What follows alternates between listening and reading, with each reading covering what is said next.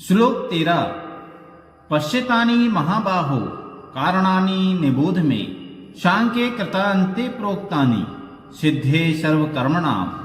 अर्थात हे महाबाहु अर्जुन, वेदांत के अनुसार समस्त कर्म की पूर्ति के लिए 5 कारण हैं। अब तुम इन्हें मुझसे सुनो। तात्पर्य, यहाँ पर प्रश्न पूछा जा सकता है कि चूंकि प्रत्येक कर्म का कुछ न कुछ फल होता है, तो फिर यह कैसे संभव है कि कृष्ण भावना में व्यक्ति को कर्म के फलों का सुख दुख नहीं भोगना पड़ता। भगवान वेदांत दर्शन का उदाहरण यह दिखाने के लिए देते हैं कि यह किस प्रकार संभव है। वे कहते हैं कि समस्त कर्मों के 5 कारण होते हैं, अतएव किसी कर्म में सफलता के लिए इन 5 कारणों पर विचार करना होगा। सांख्य का अर्थ है ज्ञान का आधार स्तंभ। श्लोक 14। अधिष्ठानम तथा कर्ता करणम च पृथक विधम विविधाश्च पृथक चेष्टा देवम चैवात्र पंचमम। अर्थात कर्म का स्थान या शरीर, कर्ता, विभिन्न इंद्रियां, अनेक प्रकार की चेष्टाएं तथा परमात्मा, ये 5 कर्म के कारण हैं। तात्पर्य, अधिष्ठानम शब्द शरीर के लिए आया है। शरीर के भीतर आत्मा कर्म करता है, जिससे कर्म फल होता है, अतएव यह कर्ता कहलाता है।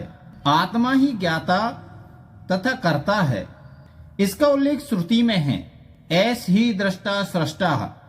वेदांत सूत्र में भी गो अतएव तथा कर्ता शास्त्रार्थ बत्वात् श्लोकों से इसकी पुष्टि होती है।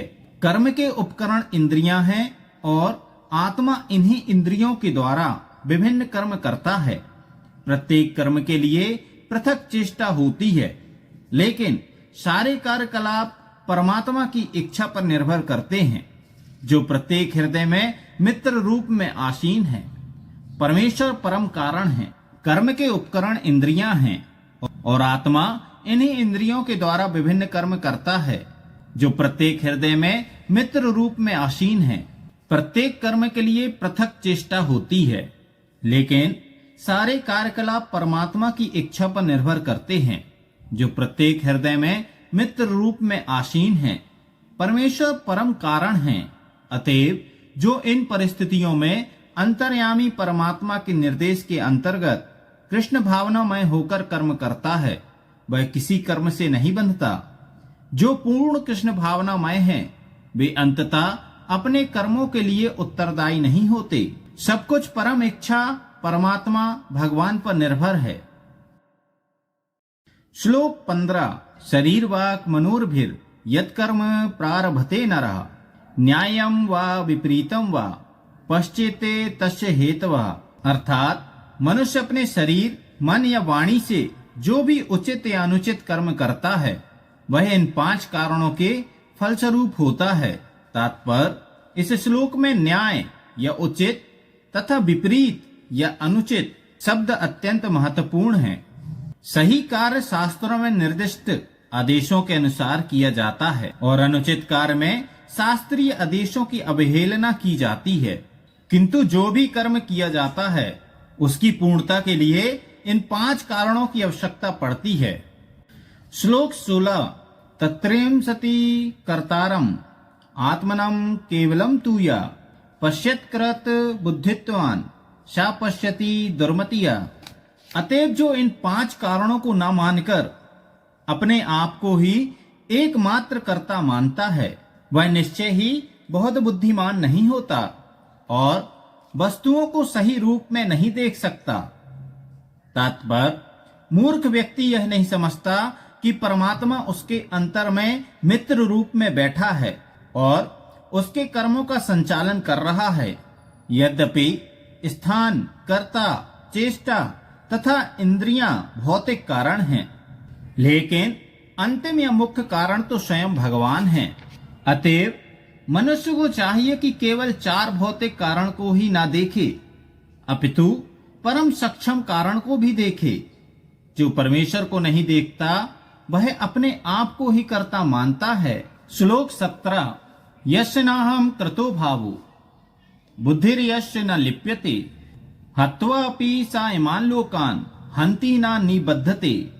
अर्थात जो मिथ्या अहंकार से प्रेरित नहीं है, जिसकी बुद्धि बंधी नहीं है, वह इस संसार में मनुष्यों को मारता हुआ भी नहीं मारता, ना ही वह अपने कर्मों से बंधा होता है।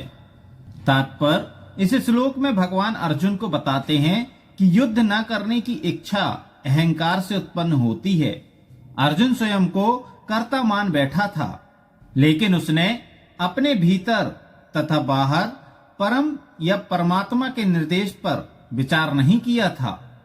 यदि कोई यह ना जाने कि कोई परम निर्देश भी है तो वह कर्म क्यों करे। लेकिन जो व्यक्ति कर्म के उपकरणों को कर्ता रूप में अपने को तथा परम निर्देशक के रूप में परमेश्वर को मानता है, वह प्रत्येक कार्य को पूर्ण करने में सक्षम है। ऐसा व्यक्ति कभी मोहग्रस्त नहीं होता।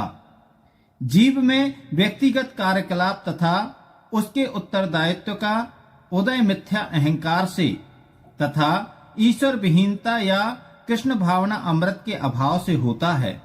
जो व्यक्ति कृष्ण भावना अमृत में परमात्मा या भगवान के आदेशानुसार कर्म करता है, वह वध करता हुआ भी वध नहीं करता, ना ही वह कभी ऐसे वध के फल को भोगता है।